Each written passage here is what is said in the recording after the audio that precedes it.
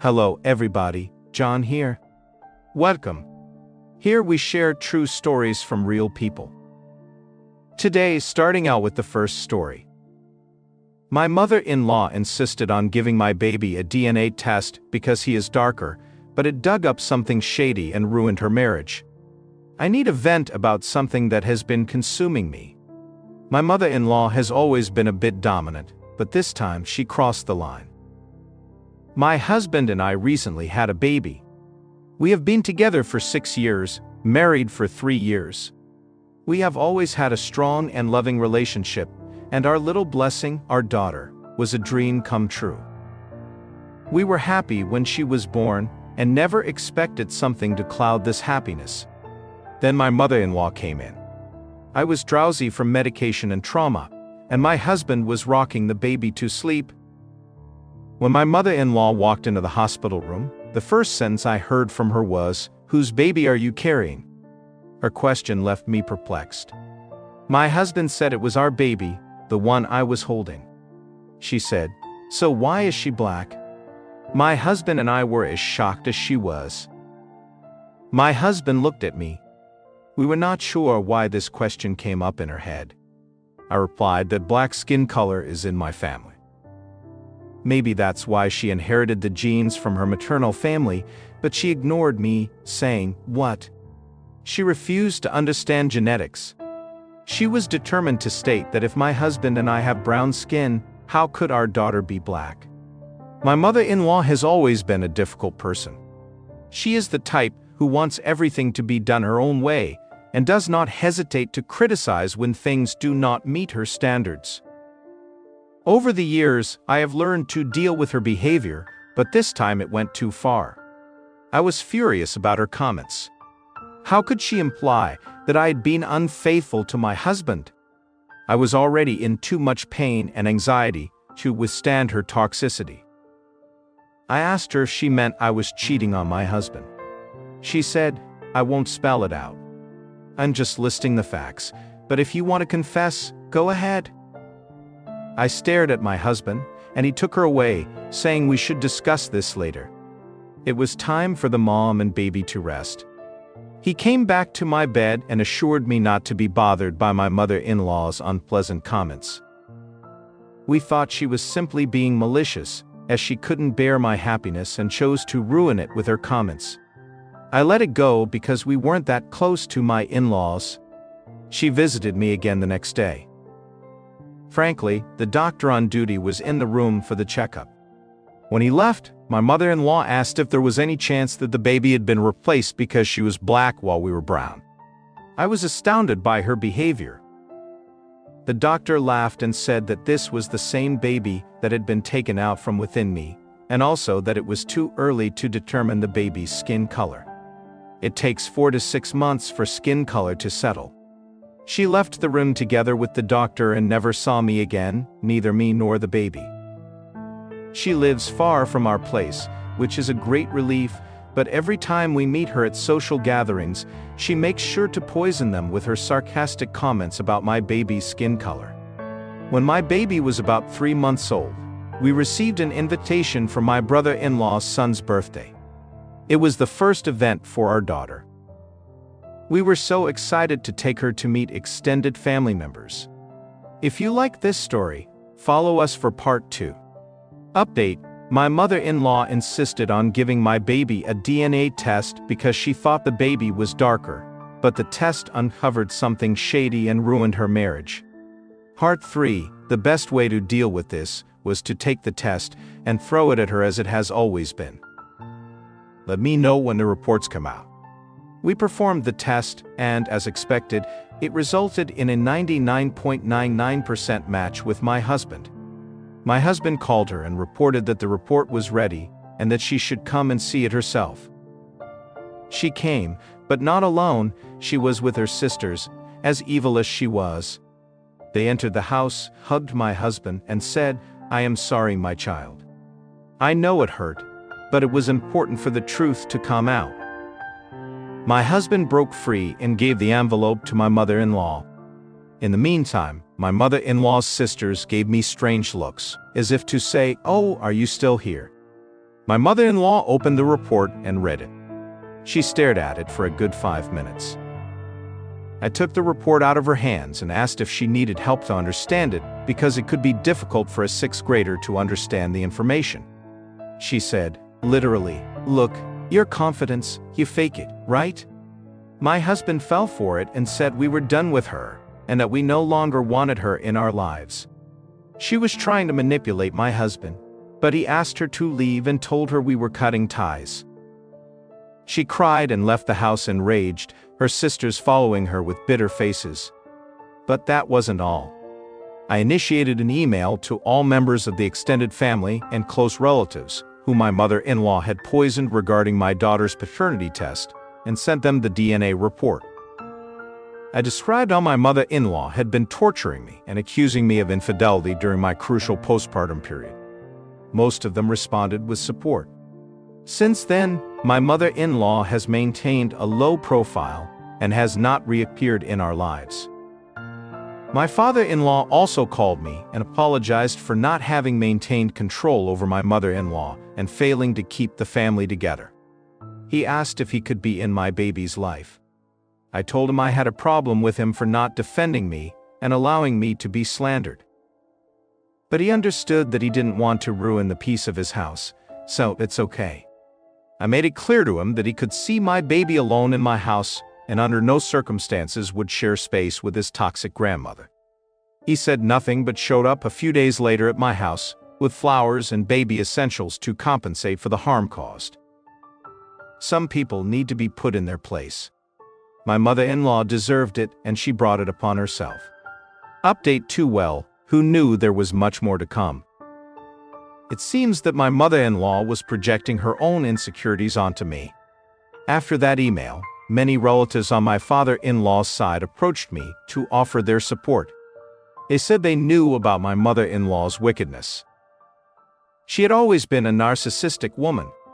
Some hinted that she had been on a wild streak in her younger days, but no one said anything concrete. It was my father-in-law's sister who blurted out that my mother-in-law used to fool around with her neighbor when my father-in-law was deployed in the army. She mentioned Richard, a man I had not heard of before. I couldn't shake the feeling that there was more than it seemed, so I decided to dig a little deeper into her past, something I had never considered doing before. I was not prepared for what I found. I tried to sound out other relatives on my father-in-law's side, and some other people mentioned it. According to them, Richard and my mother-in-law were very close, and there were rumors about their relationship, but nothing was confirmed. They were seen together in restaurants and shopping malls, but she manipulated my father-in-law, and he remained in denial. I was still processing the information and contemplating what to do about it when there was another encounter with my mother-in-law. We went to attend the funeral of one of my husband's distant relatives. Upon seeing me, she made a comment out loud, "Well, if you have legs to open, you can fake any report." When you see me, made a loud comment, "Well, if you have legs to open, you can find any report." These men in the laboratories can manipulate any test report for a cheap thrill, so I do not trust these reports. He did not explicitly mention my daughter's paternity test, but it was evident that he was talking bad about me, insinuating that I slept with a lab technician to manipulate the DNA report. I am so sick of this woman. She doesn't care about being cut off from the baby's life.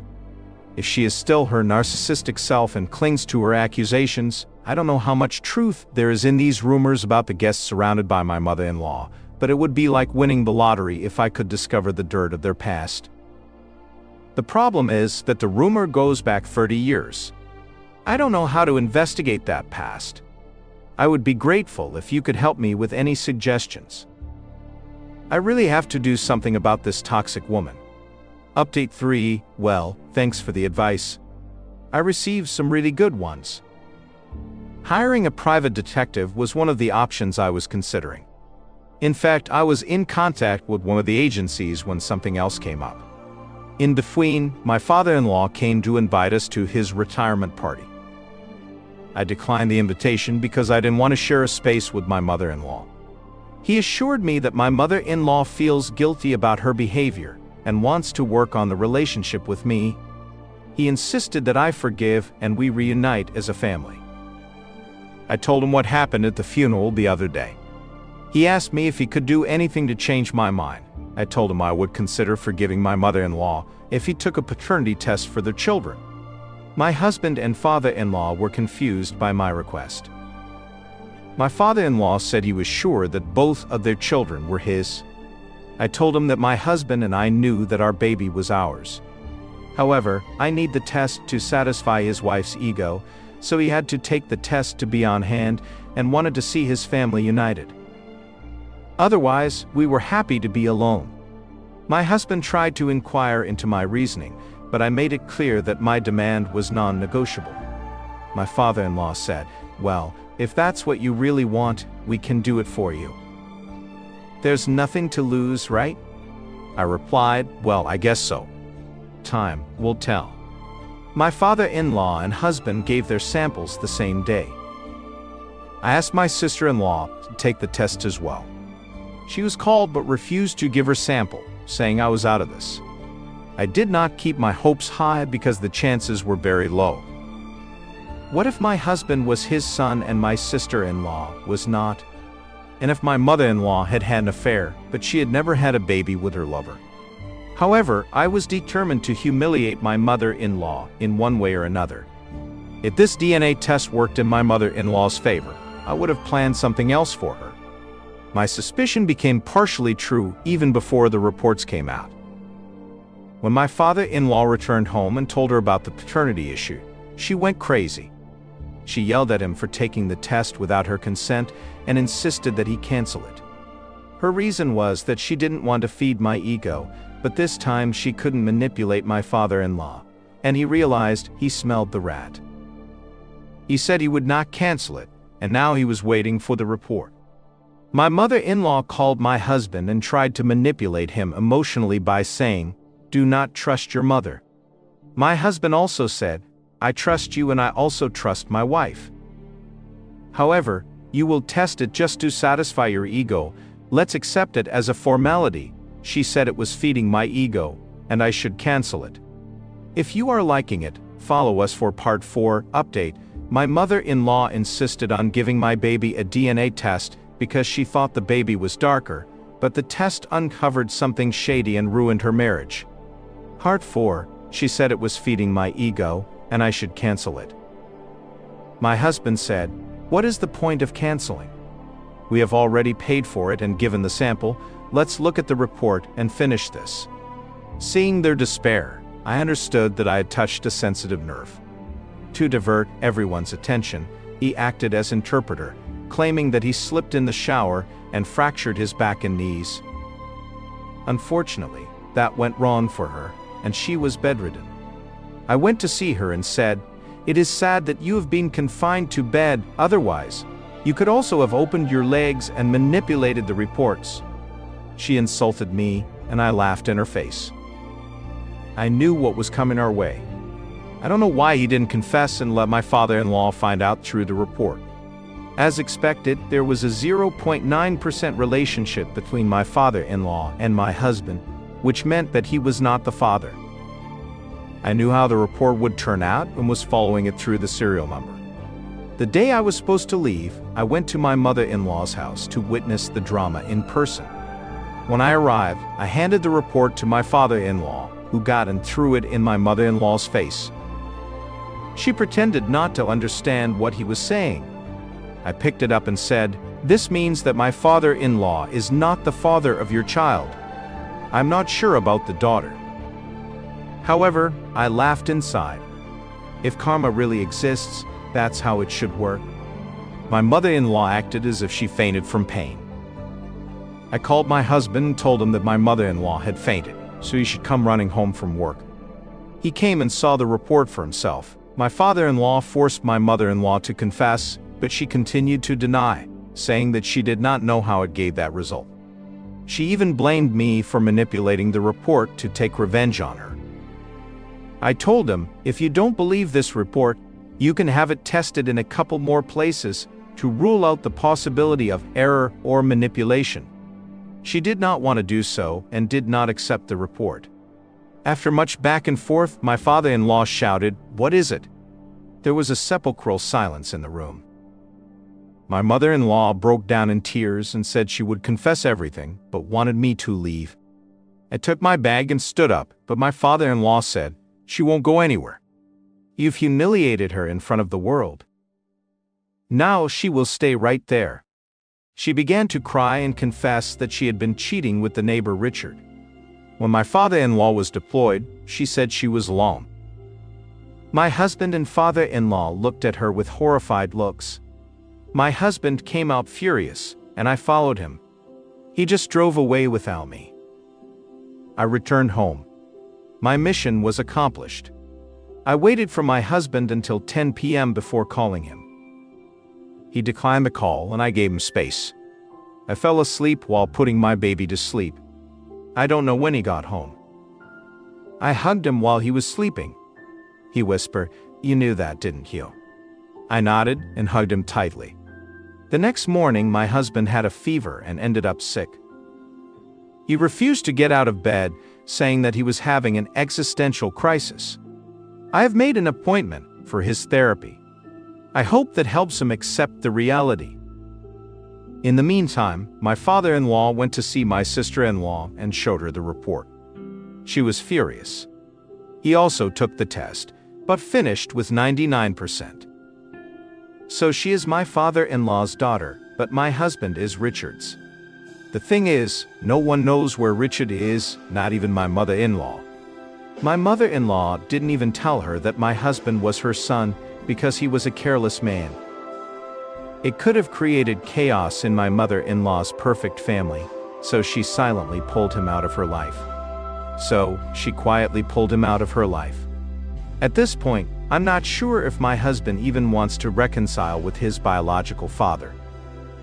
However, my father-in-law came to our house a couple of days ago and collapsed. He said he didn't know how to have this conversation. I got up to give him room to talk as father and son, but he insisted that I stay. To alleviate the discomfort, I suggested that maybe we could continue as we are, respecting and loving each other as human beings, if we don't want to give them a relationship label. My father-in-law said he went to couples therapy with my mother-in-law, and there she confessed that she projected her insecurities onto me since my daughter had black skin. She thought I had cheated on my husband as she had. Fortunately, her cheating did not come to light because my husband inherited all the characteristics of my mother-in-law, and not Richard. I don't know how the relationship between my father-in-law, my mother-in-law, and my husband will be shaped from this point, but I am pleased to have discovered the truth behind my mother-in-law's mask. My father-in-law entrusted this trauma to his sister, the same one who gave me the clue about my mother-in-law's romance with Richard. She called me yesterday and applauded me for going further to discover this truth. She said she had knocked my mother-in-law down for 2 hours because my mother-in-law had always been cruel to her. It's only a matter of time before the whole family and relatives know that when my mother-in-law was confessing, I felt bad for her, but when I saw the whole picture, I think she brought it on herself. She could have kept silent, like she had done for years. Instead of picking on me for my baby's skin color, she finished her own smile and now she has to lie in it. Update 4, well, we are facing a divorce between my father-in-law and mother-in-law. For now, my husband wants to keep his father in his life, and we will also keep him close to our daughter. He has considered him his father all this time, and he doesn't see why he should change that now. My husband doesn't want to contact Richard either, as he doesn't see the point now after so many years. We don't even know if he's alive or not. My mother-in-law, of course, is devastated because she never expected things to escalate this way, but she brought it on herself and had many moments to stop this. But she insisted until she brought out my vengeful side. She had to insist a lot because I had just become a mother and had no interest in all this drama. But she pressed the right buttons to make this truth explode in her face. Of course, seeing her mistake was not enough for her. And that's why she needs to blame me for her failed marriage. Sure, spreading her legs for the neighbor, while her husband fought for the country wasn't the problem, it was me. But in her twisted head, I don't know what she is inside. Much gray matter, I don't think. Because she sees me as the villain. But no one else does. Because even the family has already left her aside. Yes, even my husband doesn't talk to her. And neither does my sister-in-law. But you know, when an animal is cornered, it's more dangerous. So my mother-in-law tried something as a last resort. A week ago, I began to notice that there were fake accounts on social networks that left negative and offensive comments on my posts. At first, I thought it might be a coincidence, but then I began to receive private messages full of insults and baseless accusations about my character and my relationship with my husband. If you are liking it, follow us for Part 5. Update: my mother-in-law insisted on giving my baby a DNA test because she thought the baby was darker, but the test uncovered something shady and ruined her marriage. Part 5 then, I started receiving private messages full of insults and unfounded accusations about my character and my relationship with my husband. These messages mentioned personal things that only someone close to the family could know. One night, I received a message from an anonymous profile that said, "Soon everyone will know the truth about you. You are nothing more than an imposter and a manipulator. Your time will come." I realized that this was not just a casual attack by an internet troll. There was something else behind it. I decided to investigate and noticed that several of the profiles attacking me were following the same friends and family accounts. The most surprising was that one of these anonymous profiles was being followed by my mother-in-law. With this new suspicion, I confronted my mother-in-law directly. I called her and asked if she knew anything about these attacks. She, of course, denied everything, saying she had no idea what I was talking about and that someone was surely trying to sow discord among us. But I knew, and even my husband knew, that she had been creating false profiles, thinking that no one would catch her. With this evidence in hand, I organized a family gathering and presented all the information. My mother-in-law tried once again to deny everything, but this time the evidence was irrefutable. My husband, furious and hurt, told his mother that it had gone too far and that she was, from that moment on, totally out of our lives. He warned her that if she continued to interfere, we would seek a restraining order. After that, nobody spoke to her, and my father-in-law left the house until the divorce and sale were settled. Despite everything, she seemed to put no end to her attacks. As she still tried to attack me, I don't know what she expects from all this, because attacking me won't change the fact of her infidelity. My husband believes she may have begun to develop senile dementia or something similar, because before this whole episode, she didn't have these behaviors, at least not to this extent. She should probably receive attention, but now no one in the family wants to help her. I don't know if someone on her family's side wants to help her, but at least that's not my problem. Update 5: my husband's theory that she may have dementia seems increasingly true. A few days ago, she came home, but she was not at her best. She was dressed in dirty clothes and was not presentable enough to leave home. She knocked on the door and was yelling things like, "You have a black lover. Don't lie to me." We called the police, and when they arrived, they conducted a preliminary exam and decided it was best to take her to a place where she could receive attention because she clearly was not in her right mind. Even when the police arrived, she continued to say inconsistencies. She even claimed that my daughter's father was Richard, possibly because Richard is a man of color, or perhaps because all ideas had been mixed up in her head. I won't deny that I felt somewhat sorry for seeing her like this, although I am still affected by the things she said before. At least now she will receive treatment and be away from me for a while. Feeling sorry for her doesn't mean I forgive her, or anything like that. Nothing changes from the past, with or without illness. If you're liking it, follow us for more full stories.